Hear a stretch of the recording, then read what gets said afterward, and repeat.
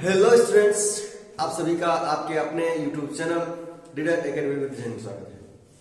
तो देखिए आज क्या लेकर आए हैं। आज के लिए हमारा टॉपिक क्या है? तो आज के लिए हमारा टॉपिक है स्टूडेंट्स सेंटेंस का जो सीरीज चल रहा है, और आज हम लोग इसको खत्म कर देंगे। जो 5 प्रकार के सेंटेंस हम पढ़ रहे हैं, असर्टिव सेंटेंस जिसके 2 प्रकार होते हैं, अफर्मेटिव या सिंपल या नेगेटिव सेंटेंस, और इंट्रोगेटिव सेंटेंस जिसके 2 टाइप होते हैं, 2 प्रकार होते हैं, यस नो टाइप और डब्ल्यूएच टाइप या व्हाट टाइप, जिसको हम पढ़ चुके हैं और आगे भी पढ़ चुके हैं। ऑप्टेटिव सेंटेंस को भी पढ़ चुके हैं। तो इस वीडियो में पढ़ने वाले हैं, क्या पढ़ने वाले दोस्तों? तो इंपेरेटिव सेंटेंस, एक्सक्लेमेटरी सेंटेंस। तो चलिए शुरू करते हैं इंपेरेटिव सेंटेंस। तो हम बात करेंगे इंपेरेटिव सेंटेंस की। देखिए इंपेरेटिव सेंटेंस यानी कि इंपेरेटिव सेंटेंस जिसे हम कहते हैं आज्ञा सूचक वाक्य। जिसे हम क्या कहते हैं दोस्तों? आज्ञा सूचक वाक्य। जैसा कि हम बता चुके हैं। तो चलिए समझते हैं इंपेरेटिव सेंटेंस होता है, बिल्कुल बेहतरीन तरीके से समझेंगे। तो देखिए होता क्या है, तो कहेंगे, पहले डेफिनेशन ले लेते हैं। लिखेंगे जिस वाक्य के द्वारा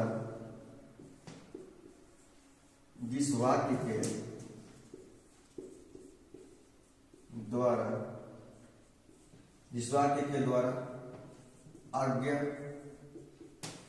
क्या हो जाएगा दोस्तों? जिस वाक्य के द्वारा आज्ञा, सलाह, निवेदन, आज्ञा, सलाह, निवेदन, प्रस्ताव, सुझाव, आज्ञा, सलाह, निवेदन, प्रस्ताव, सुझाव, प्रार्थना आदि का भाव व्यक्त होता है। देखिए ध्यान समझिए, आदि का भाव व्यक्त होता है, आदि का भाव व्यक्त होता है, आदि का भाव व्यक्त होता है। तो उसे क्या कहते हैं दोस्तों? तो उसे इंपेरेटिव सेंटेंस कहते हैं। क्या कहते हैं? तो उसे इंपेरेटिव सेंटेंस कहते हैं। बहुत ही आसान डेफिनेशन है, इंपेरेटिव सेंटेंस कहते हैं। चलिए यहां पर लिख लेते हैं, उसे इंपेरेटिव सेंटेंस कहते हैं। क्लियर बात? चलिए समझते हैं। तो सबसे इंपॉर्टेंट पार्ट क्या इसका है, हम बात कर रहे हैं कि जिस वाक्य के द्वारा आज्ञा की बात हो जाए, निवेदन की सलाह की, आज्ञा हमारे यहां पर है, आज्ञा की बात हो जाए, सलाह की बात हो जाए, निवेदन की बात हो जाए, प्रस्ताव की बात हो जाए, सुझाव की बात हो जाए, प्रार्थना की बात हो जाए, कि आदि कैदी क्या हो जाए, व्यक्त हो। क्या व्यक्त हो? भाव व्यक्त हो, यानी कि भाव व्यक्त हो, तो उसे हम कहते हैं इंपेरेटिव सेंटेंस। ये तो हम समझ लिए किताबी भाषा। हम क्या समझ लिए दोस्तों? किताबी भाषा। लेकिन हमें क्या समझना है? किताबी भाषा से अलग समझना है।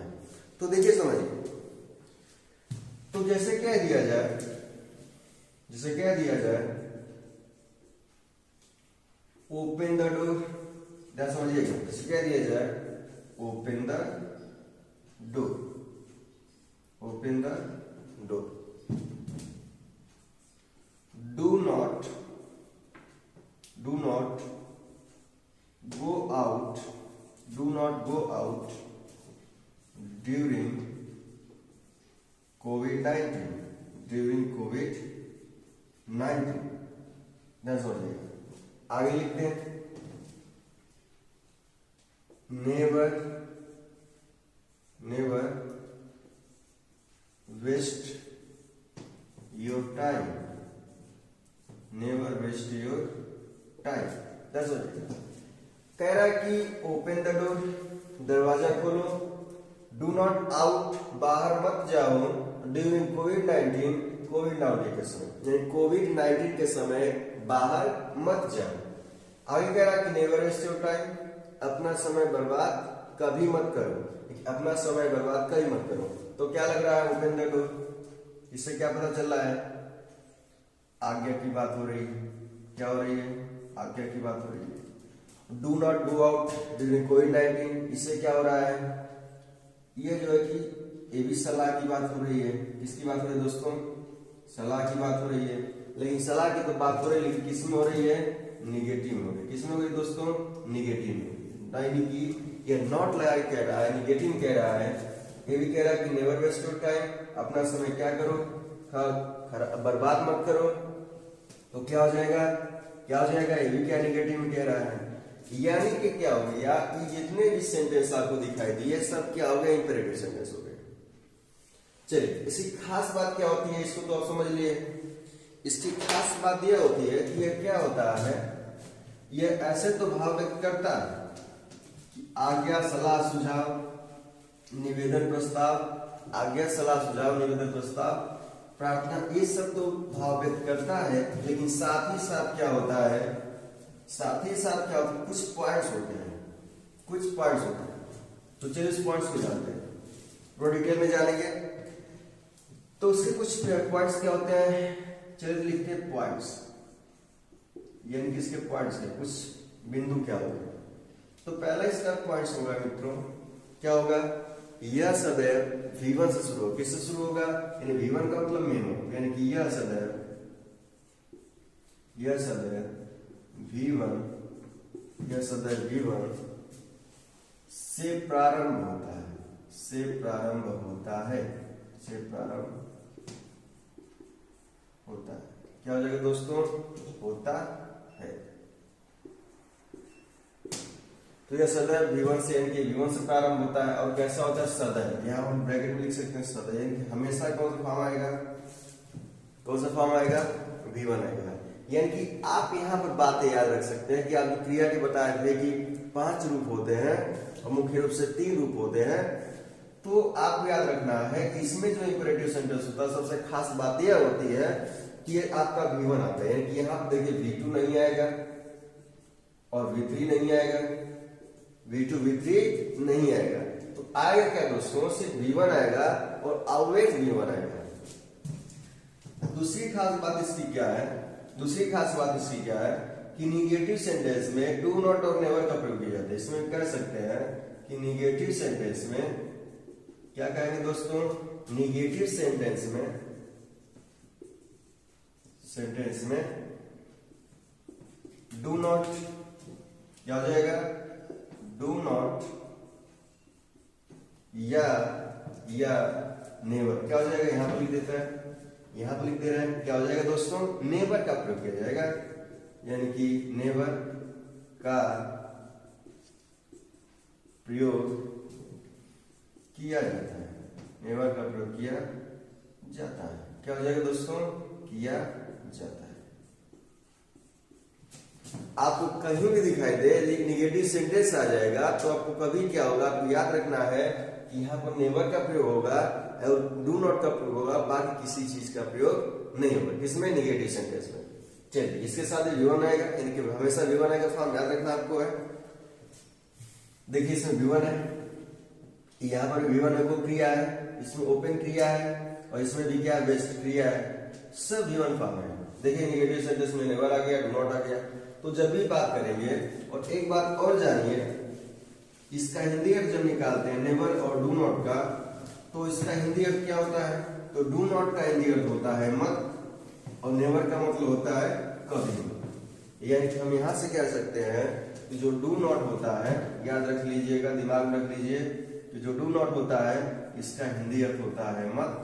क्या होता है? मत। और नेवर क्या होता है? और नेवर की जब भी बात करते हैं तो कहते हैं कभी मत। क्या हो जाएगा? कभी मत। क्लियर होगा मित्रों? तो ये डू नॉट हो गया, यानी कि मत, और नेवर का मतलब हो गया कभी मत। मत, कभी मत। चलिए आगे बढ़ते, यानी कि बहुत ही जोरदार तरीके से देखे हम लोग। और आगे क्या हो सकता है इसके? देखिए 2 पॉइंट्स लिखवा चुके हैं, इसे कॉपी कर लीजिएगा। चलिए इसे मिटा दें। यहां से क्या होगा? इसके 2 पॉइंट्स मिल गए हमारे। अब देखते हैं अगला पॉइंट्स क्या बन सकते हैं। अगला पॉइंट्स क्या बन जाएगा? देखिए इसके वाक्यों में अगला पॉइंट्स कर सकते हैं कि इसके वाक्यों में क्या होता है? क्या होता है? लेट, यानी कि ऐसे वाक्यों में लेट, इंपेरेटिव सेंटेंस के वाक्यों में लेट या लेटस का प्रयोग होता है। का प्रयोग होता है। और जब भी आपको लेट या लेटस दिखाई दे और लेट या लेटस दिखाई दे, लेकिन आपको क्या हुआ, दो मीनिंग है। देखिए दोनों का मतलब क्या होता है, लेट का क्या होता है, लेट का मीनिंग दो होता है, दो, और लेट अस का मतलब होता है आओ। लेटस का मतलब क्या होता है, आओ। क्या हो जाएगा दोस्तों, आओ। लेट का मतलब हो जाएगा दो और लेटस का मतलब हो जाएगा आओ। वो दो नहीं, टू की बात नहीं कर रहा हूँ, 1 2 की बात नहीं, टू नहीं, दो, ऐसा नहीं। इसका जैसे कि मुझे जाने दो तो मैं कहूंगा लेट मी गो, आओ चलें तो लेट अस गो। ऐसे हम बात करेंगे। इसे हम शॉर्ट में लेट्स भी पढ़ते हैं। क्या पढ़ते हैं दोस्तों, शॉर्ट में से लेट्स पढ़ते हैं, और लेट्स का फुल फॉर्म क्या हो जाएगा, लेट अस हो जाएगा। चलिए लेट की बात करें कि आपको जब भी दिखाई दे लेट और लेटस दिखाई तो आपको याद आना चाहिए तो क्या, कौन सा सेंटेंस है, इंपेरेटिव सेंटेंस है। सेंटेंस पहचानने के कुछ पॉइंट्स है, और इसके साथ भी कौन सी क्रिया आएगी, क्रिया फर्स्ट फॉर्म आएगी। क्लियर हुआ। चलिए लेट हो गया, लेटस हो गया, इसे मिटाते हैं। इसका एग्जाम्पल चलिए देखिए, इसका एग्जाम्पल कैसे आएगा। जैसे कि अभी बोले हैं कि लेट मी गो, तो जब बात हो जाएगी कि लेट मी गो, जैसे एग्जाम्पल के थ्रू देखा जाए तो लेट मी गो से कह दिया लेट मी गो, क्या कह दिया जाए, लेट मी गो, मुझे जाने दीजिए। तो या मुझे जाने दीजिए या मुझे जाने दो, दो तरीके से हम बोल सकते हैं, मुझे जाने दीजिए या जाने दो। तो क्या हो जाएगा, लेट का मतलब क्या हो जाएगा, दो। क्लियर हुआ। और या दीजिए तो क्या करेंगे, इससे क्या पता चल रहा है, आज्ञा की बात हो रही है। क्या हो रही है, आज्ञा की बात हो रही है। तो आज्ञा की बात हो रही है तो क्या हो गया, लेट मी गो, और लेट आ गया तो क्या हो गया, ये कौन सा सेंटेंस हो गया, इंपेरेटिव सेंटेंस। अब देखिए लेटस से तो लेट्स हो गया आज्ञा, मांगने के अर्थ में भी होता है और लेने के अर्थ में भी होता है। जैसे कि लेट हिम गो, कहते हैं लेट हिम गो, उसे जाने दो, उसे जाने दो, तो हम क्या करें, ये भी आज्ञा है। लेकिन है क्या, ये भी आज्ञा है, लेकिन इसकी बात है क्या, कह रहे कि लेट मी गो, मुझे जाने दो, यानी कि मैं अपनी बात करूं तो मैं खुद के लिए आज्ञा मांग रहा हूं खुद के लिए। और लेट हिम गो, उसे जाने दो, इसका मतलब मैं आज्ञा तो मांग रहा हूं लेकिन किसी दूसरे के लिए मांग रहा हूं। यानी कि लेट का प्रयोग आज्ञा देने के अर्थ में और लेने के अर्थ में दोनों में प्रयोग किया जा सकता है। आगे बढ़ते हैं उसी तरह से, तो कह दिए जाए let us go to see the Taj Mahal, let us go to see the Taj Mahal. मान लीजिए ऐसे कह कुछ एग्जांपल ले लेते हैं, इसमें क्या है, to see the Taj Mahal. चलिए यहाँ पे लेते हैं ताजमहल, ना समझिएगा। करेंगे let us go to see, let us का मतलब पता है, इसका मतलब क्या हो जाएगा, आओ। क्या हो जाएगा दोस्तों, आओ। लेट अस आओ, वो चले टू सी, देखने, द ताजमहल, आओ ताजमहल देखने चले। तो क्या लग रहा है, इसका भाव क्या है, ये प्रस्ताव का भाव है। क्या दोस्तों, प्रस्ताव का भाव है। अब प्रस्ताव का मतलब क्या होता है, जब अपनी बातों को रखते हैं और क्या कोई जिसके सामने रखते हैं उस बात को माने या ना माने, उससे हम बोलते हैं प्रस्ताव। क्या बोलते हैं दोस्तों, प्रस्ताव। तो आपको समझ में आ गया होगा, यह इंपेरेटिव सेंटेंस यहाँ पर क्लियर है। और एक ही बात याद रखिए, यदि हम पंक्चुएशन पढ़ते हैं तो पूछा जाए कि इंपेरेटिव सेंटेंस के वाक्यों में किस प्रकार का जो कि अब पंक्चुएशन यूज किया जाता है, तो कहेंगे कि जो है कि फुल स्टॉप यूज किया जाएगा। यानी कि अभी हम पढ़े उसके पहले कि असर्टिव सेंटेंस में फुल स्टॉप लगता है और इंपेरेटिव सेंटेंस फुल स्टॉप लगता है, और इंटरोगेटिव सेंटेंस में क्या लगेगा, क्वेश्चन मार्क, यानी कि प्रश्नवाचक चिन्ह लगेगा। और ऑब्जेक्टिव सेंटेंस में क्या लगा, तो ऑब्जेक्टिव सेंटेंस में क्या लगा दोस्तों, तो एक्सक्लेमेशन साइन लगा, या जिसे कह सकते हैं इच्छाबोधक चिन्ह। चलिए यहां तक क्लियर हो गया, इसके साथ ले लीजिए।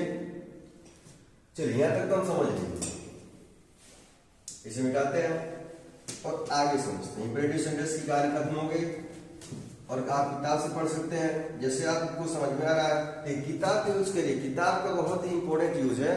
जैसे हमने पढ़ा लिया यहाँ पर, तो आप किताब में इसको क्या कर सकते, समझ सकते और बेहतरीन तरीके से उसका प्रैक्टिस करिए। किताब लेकर आप प्रैक्टिस करेंगे तभी दोस्तों, जैसे कि हमने पढ़ा दिया और आप प्रैक्टिस नहीं करते हैं तो बहुत ही ज्यादा दिक्कत हो जाती है, समस्या हो जाएगी। तो इसलिए क्या करिए, प्रैक्टिस करिए, सबसे इंपॉर्टेंट है प्रैक्टिस करना। चलिए देखते हैं, आगे चला जाए तो देखिए एक्सक्लेमेटरी सेंटेंस क्या है, पूरा लिख लेते हैं एक्सक्लेमेटरी सेंटेंस। एक्सक्लेमेटरी से हम क्या दे रहे हैं, क्या हो जाएगा दोस्तों, एक्सक्लेमेटरी सेंटेंस। एक्सक्लेमेटरी सेंटेंस इसे कहते हैं विस्मयादिबोधक वाक्य। इसे कहते हैं विस्मयादिबोधक, क्या कहेंगे दोस्तों, विस्मयादिबोधक वाक्य। चलिए यहां पर चलिए समझते हैं विस्मयादिबोधक वाक्य क्या होता है, इसके बारे में जानते हैं। फिर जिस वाक्य के द्वारा वही परिभाषा हमारा बनेगा, थोड़ा सा हट जाएगा, हट के बनेगा, कह दिया जाएगा जिस वाक्य के द्वारा, जिस वाक्य के क्या हो जाएगा, जिस वाक्य के द्वारा, जिस वाक्य के द्वारा, ध्यान समझिए, जिस वाक्य के द्वारा आश्चर्य, आश्चर्य, हर्ष, आश्चर्य, हर्ष, शोक, करुणा या दया जिसे कहते हैं, करुणा दया भी कह सकते हैं, करुणा दया। तो आश्चर्य, हर्ष, शोक, करुणा, दया, घृणा, घृणा आदि का भाव व्यक्त होता है, आदि का भाव व्यक्त होता है। तो क्या करें दोस्तों, आदि का भाव व्यक्त होता है, तो उसे क्या कहेंगे, एक्सक्लेमेटरी सेंटेंस कहते हैं। क्या कहेंगे दोस्तों, एक्सक्लेमेटरी सेंटेंस। एक्सक्लेमेटरी सेंटेंस क्या है, चलिए लेकिन कहा गया कि जिस वाक्य के द्वारा, ध्यान समझिएगा, कहा गया कि जिस वाक्य के द्वारा आश्चर्य, क्या कहा गया दोस्तों, आश्चर्य, हर्ष, शोक, यानी आश्चर्य, हर्ष, शोक, करुणा, दया, घृणा, यानी करुणा को भी दया कहते हैं, आदि का भाव व्यक्त होता है। इन सब का जो भी सेंटेंस क्या होगा, सेंस देगा, मीनिंग देगा, उसे हम कहेंगे एक्सक्लेमेटरी सेंटेंस। जैसे देखिए एग्जाम्पल देखा जाए, एग्जाम्पल देख लिया जाए, चलिए यहां लिख देते हैं, कह दिया जाए what a beautiful, what a beautiful, what a beautiful the building is, the building is। और इसके अंत में क्या लगाएंगे, एक्सक्लेमेशन साइन लगा देंगे, क्या लगा देंगे, विस्मयादिबोधक चिन्ह का प्रयोग करते हैं। उसमें देखिए, उसमें अंतर है कि ऑपरेटिव सेंटेंस में यही साइन है, ध्यान समझिएगा। या वीडियो देखे होंगे तो आप वीडियो देखे होंगे तो जो है कि जो ऑपरेटिव सेंटेंस का यही साइन था कि उसे उसमें बोले इच्छा बोधक चिन्ह, इसे इसमें बोलेंगे। और एक्सक्लेमेटरी सेंटेंस में क्या बोलेंगे दोस्तों, तो विस्मयादिबोधक चिन्ह। चलिए करेंगे, व्हाट ए ब्यूटीफुल, कितना सुंदर है, द बिल्डिंग इज, यानी कि द बिल्डिंग इमारत, इज मिसर, यानी कि इमारत कितना सुंदर है, इमारत कितना सुंदर है। तो क्या लग रहा है, ऐसे करें, इमारत कितना सुंदर है, कि इमारत कितना सुंदर है। हम क्या करें, आश्चर्य से कह रहे हैं, इसका मतलब इसकी सुंदरता बहुत ही ज्यादा है, हम देखकर बहुत ही आश्चर्य हो गए। तो इसलिए क्या हो जाएगा, ये से किसका भाव निकल रहा है, आश्चर्य। क्या जाएगा दोस्तों, इसका भाव निकल रहा है आश्चर्य। क्लियर हुआ, आश्चर्य कहोगे। चलिए आगे बढ़ते हैं। तो यहां से आपको समझना है, ऊपर के मिटा देते हैं कि आश्चर्य, ध्यान समझिएगा, आश्चर्य, हर्ष, शोक, करुणा, घृणा, ये सब जो इंडिकेट करते हैं, बताते हैं, उसे हम कहते हैं, क्या कहेंगे दोस्तों, एक्सक्लेमेटरी सेंटेंस। आगे चले, जैसे कह दिया जाए, ध्यान समझिएगा, जैसे कह दिया जाए, hurrah, hurrah, I have won the match, I have won the match. Correct. Hurrah, hurrah का मतलब क्या होता है? हुर्रा का मतलब होता है अरे वाह। क्या कहेंगे? अरे वाह। आप बताइए, इंटरजेक्शन ये वर्ड है, आप बता दीजिए हुर्रा किसको इंडिकेट करता है? तो हैप्पीनेस को बताता है। किसको बताता है? हैप्पीनेस को बताता है। तो हम बताएं हर्ष, हर्ष की बात करें तो हर्ष क्या होगा? खुशी की बात होती है, हैप्पीनेस की बात होती है। और जब हैप्पीनेस करेंगे हुर्रा, अरे वाह, I have won the match, मैं मैच जीत चुका हूं, मैं मैच जीत चुका हूं।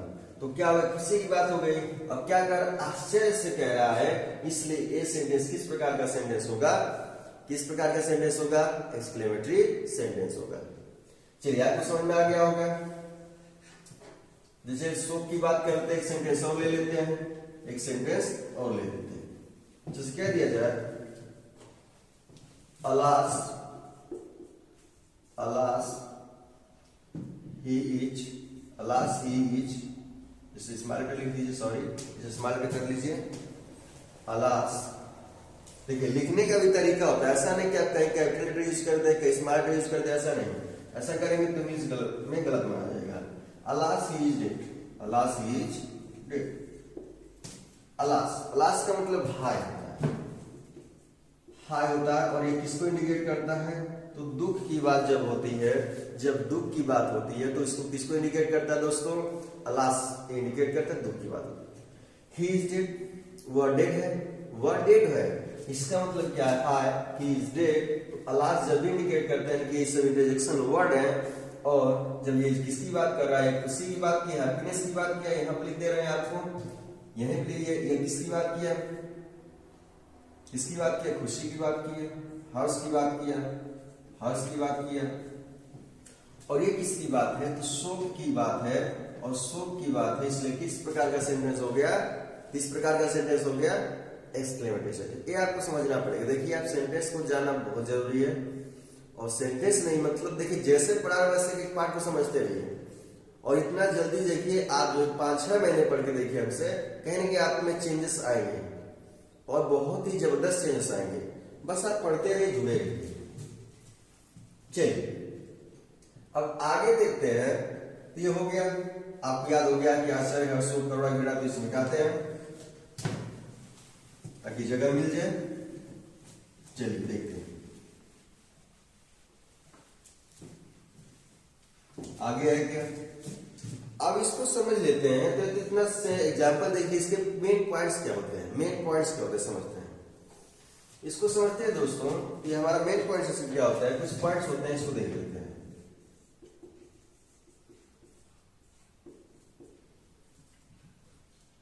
इसके अंत में ध्यान समझिएगा, इसके अंत में, यानी इसके ऐसे कर लीजिए वाक्य के अंत में, इसके वाक्य के अंत में, अंत में विस्मयादि बोधक क्या हो जाएगा? विस्मयादि बोधक, विस्मयादि बोधक, बोधक। और विस्मयादि बोधक क्या होता है दोस्तों? यही विस्मयादि बोधक का चिन्ह, यानी अपोजिट आई कर देते हैं।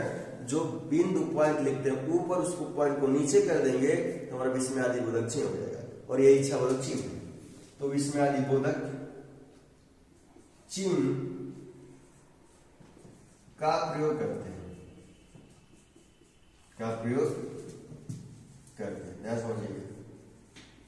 यानी कि हम समझ लें कि विस्मयादि बोधक चिन्ह का प्रयोग करते हैं। लेकिन एक बात और मेन पॉइंट समझिए, देखिए हम लगाए हैं वाक्य के अंदर लगाए विस्मयादि बोधक चिन्ह, क्लियर हुआ? ये ऐसे क्या लगा दिए? विस्मयादि बोधक चिन्ह। लेकिन आपको यहाँ पर दिखाई दे रहा कि विस्मयादि बोधक चिन्ह यहाँ पर लगा है और फुल स्टॉप यहाँ पर लगा है। तो आपको अगला पॉइंट याद रखना है, आपको अगला पॉइंट याद रखना है दोस्तों, यह कैसे हुआ है। तो आपको याद रखना कि ये इसलिए हो गया क्योंकि जब क्या हो गया, विस्मयादि बोधक शब्द आ जाएंगे, शब्द आ जाएंगे। अगर विस्मयादि बोधक शब्द आ जाएंगे दोस्तों, तो विस्मयादि बोधक शब्दों के बाद जो इंडिकेट करते हैं, जो ऐसे शब्द जो बताते हैं कि आश्चर्य है, हर्ष है, शोक है, करुणा है, घृणा है, इन सब के शब्दों को बताते हैं। तो उसके जस्ट बाद में क्या हो जाता है? ठीक उसके बाद में क्या हो जाता है? यह विस्मयादि बोधक चिन्ह का प्रयोग किया जाता है। और बाकी के अंत में किसका प्रयोग किया जाएगा, फुल स्टॉप का। तो देखिए हमने क्या लगाया, यहाँ पर देखो आ गया, किसके इंडिकेट कर रहा है, खुशी को, हैप्पीनेस को, इसलिए इसके बाद एस्ट आ गया। और अंत में देखिए क्या दो बार नहीं लगाया, सिर्फ यहाँ फुल स्टॉप लगाया है। यहाँ पर देख सकते हैं अलास है ही इज डेड, अलास किसको इंडिकेट कर रहा है, तो ये किसको इंडिकेट कर रहा है, तो ये जो कि किसको इंडिकेट कर रहा है, देख लीजिए शोक की बात कर रहा है। और जब शोक की बात करते हम पहले किसको लगाए हैं, विस्मयादिबोधक जो है कि चिन्ह है उसको लगाया है और अंदर फुल स्टॉप लगाया। चलिए दोस्तों, इसी के साथ जो प्रॉमिस किए थे ये वीडियो सेंटेंस की खत्म होती है और आप पूरी तरह से सेंटेंस को समझिए, पढ़िए और तभी जो है कि आपको निरेशन में और वॉइस में बहुत ही बेहतरीन परफॉर्मेंस मिलेगा, क्योंकि आप यदि नहीं समझ पाते हैं तो बहुत समस्या होती है।